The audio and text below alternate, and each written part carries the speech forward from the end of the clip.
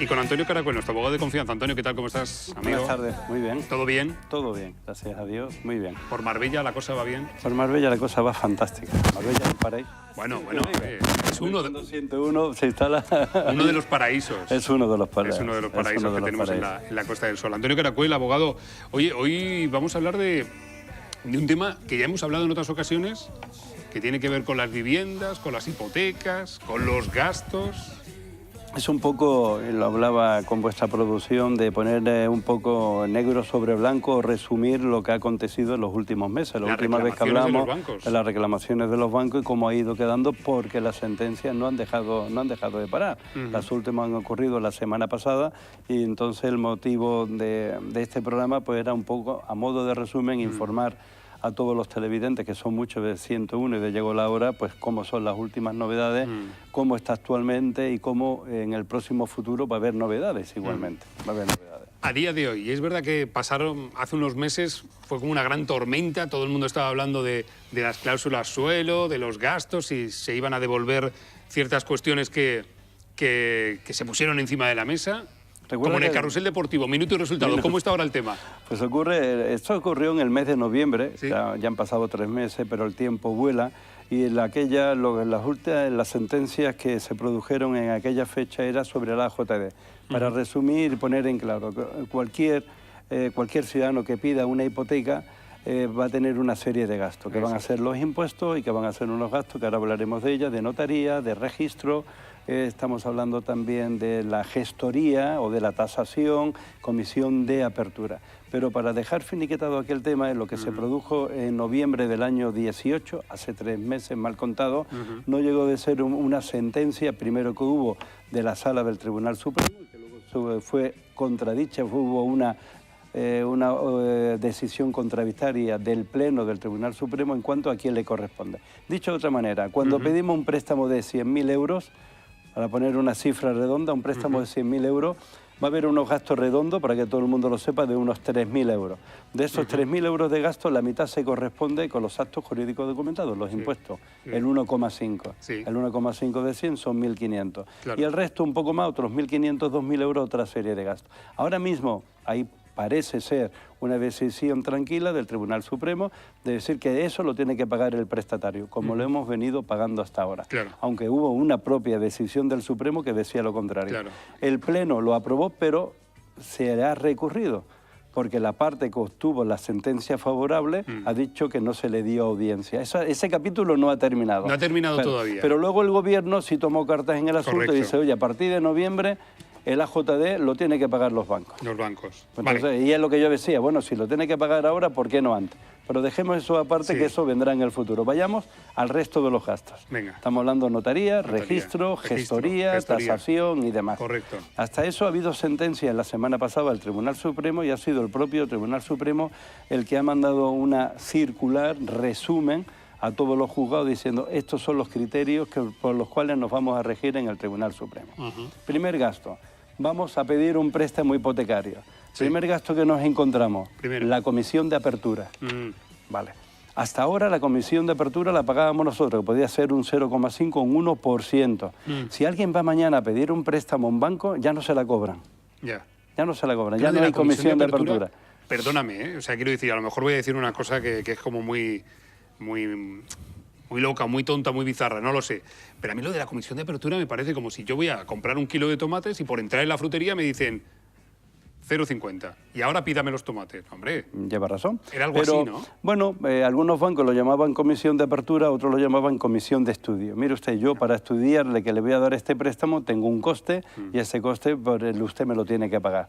Llamémosle apertura / estudio. Bueno, esto el Tribunal Supremo ha dicho hasta ahora, a partir de ahora, que lo tiene que pagar el prestatario, el solicitante del préstamo, pero qué casualidad que ya los bancos no lo cobran.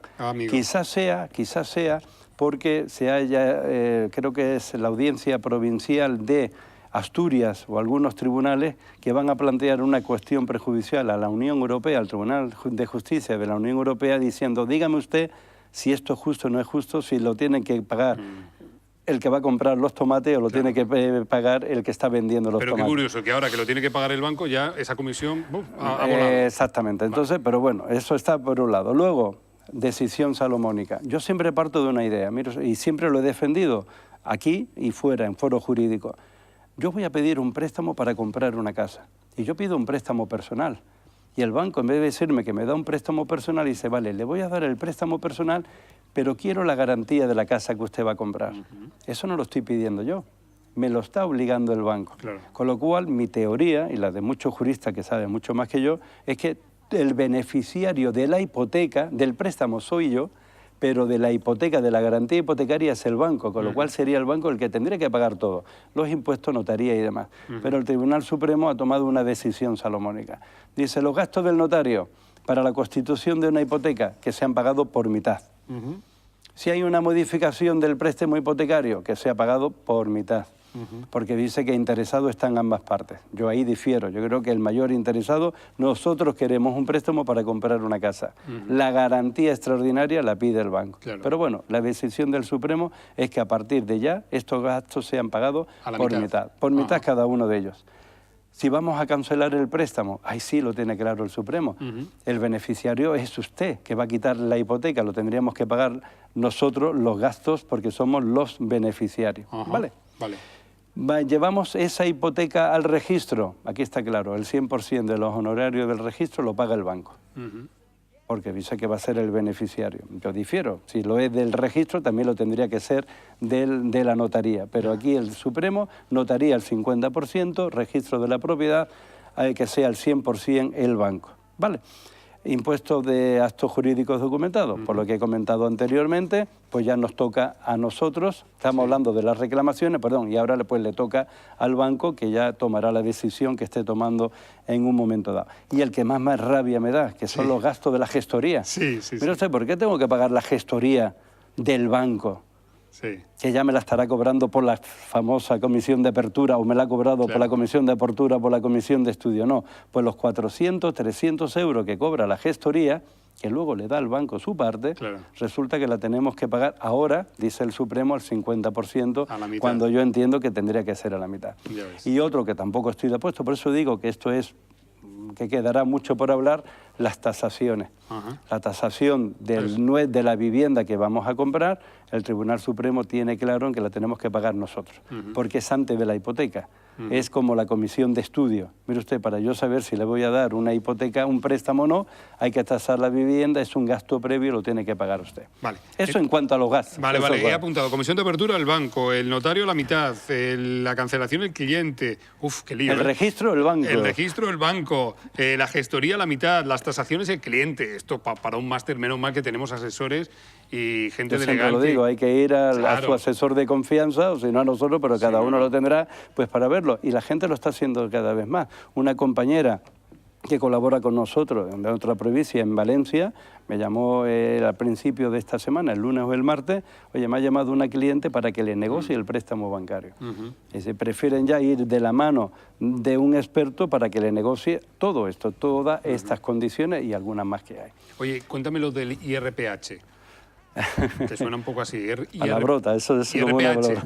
Bueno, pues el IRPH es, a fin de cuentas, es el tipo de interés que cobran, el tipo para la designación del tipo de interés que cobran algunas entidades bancarias, sobre todo las antiguas cajas de ahorro. Es decir, nosotros vamos a un banco y dice, bueno, este préstamo se va a regir por el Euribor. Antes era el MIBOR, el índice de Madrid, luego es el Euribor, y entonces marca el tipo de interés. De ahí, abro un paréntesis, es lo que venía el tipo máximo y el tipo mínimo, las famosas cláusulas suelo. Pues bien, la jurisprudencia del Supremo sí ha sido muy clara en decir, mire usted no puede cobrar de más con estas cláusulas suelo que usted puso, pero no dio la misma decisión cuando eran cajas de ahorro. Y el tipo de interés no era el Euribor, sino era con una fórmula muchísimo más complicada, muchísimo más complicada, pero en principio se le dio la razón a las cajas de ahorro que tenían razón de cobrar este tipo de interés. ¿Qué ocurrió? Lo mismo que ha venido ocurriendo en los últimos años. Algún juzgado que no estaba de acuerdo, algún juez dijo, vamos a parar, la legislación española dice esto, voy a consultar a la legislación comunitaria. ¿Te acuerdas? Otro paréntesis que hablo, la semana pasada cuando hablamos de la legislación de la Unión Europea, la legislación de Europa está por encima. en muchos casos, de la legislación española. Y pues cuando se contraviene, el juez español, cuando no lo tiene claro, para el procedimiento y le pregunta al Tribunal de Justicia de la Unión Europea, que se llama. Dice, mire usted, y plantea lo que se llama una cuestión prejudicial. Dígame usted si este supuesto que yo estoy juzgando es acorde o no a la legislación europea. Bien, esto ha ocurrido, el sistema es muy complicado. La penúltima fase es un informe de un profesional que se llama abogado general, para que la gente me entienda, es como el fiscal español, que defiende la legalidad.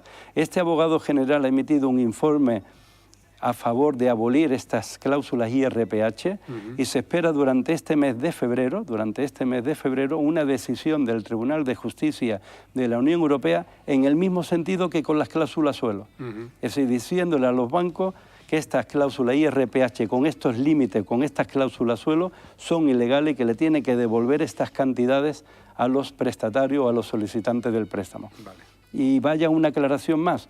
Las cantidades son muchísimo más grandes. Si todo aquel televidente que tenga una hipoteca y que la revisión o el tipo de interés viniera por una cláusula IRPH, que esté muy atento de aquí a final de mes, que lo consulte con su abogado, con su asesor fiscal o con nosotros si no lo tienen, porque la decisión va a ir en esa línea y se abre una nueva línea de reclamaciones. Vaya lío. Repito una vez más, en fin, que esto está en movimiento, lo has dicho, en febrero vamos a tener noticias sobre las cláusulas IRPH, pero que esto no para y que va a seguir rebotando y siempre es bueno tener una asesoría legal en este caso. Y con las comisiones de apertura, ya os dije antes, va a ocurrir igual. Se está planteando, se prevé que algún tribunal lo plantea al Tribunal de Justicia de la Unión Europea para todas las anteriores. Y como hemos dicho anteriormente, qué casualidad que los bancos ya no cobran comisión de apertura, ya no te cobran por entrar en la tienda. Como tú decías antes. Siempre ganan, siempre ganan. Antonio Caracuel Abogado, nuestro abogado de confianza, muchísimas gracias por contarnos todo lo que nos tienes que contar siempre, por poner un poquito de luz sobre temas que son muy farragosos, muy complejos y explicarlo tan sencillo. Esperemos que lo sepamos, haberlo sabido explicar. Sin duda. Gracias, Antonio. A vosotros. Nos vamos a la publicidad.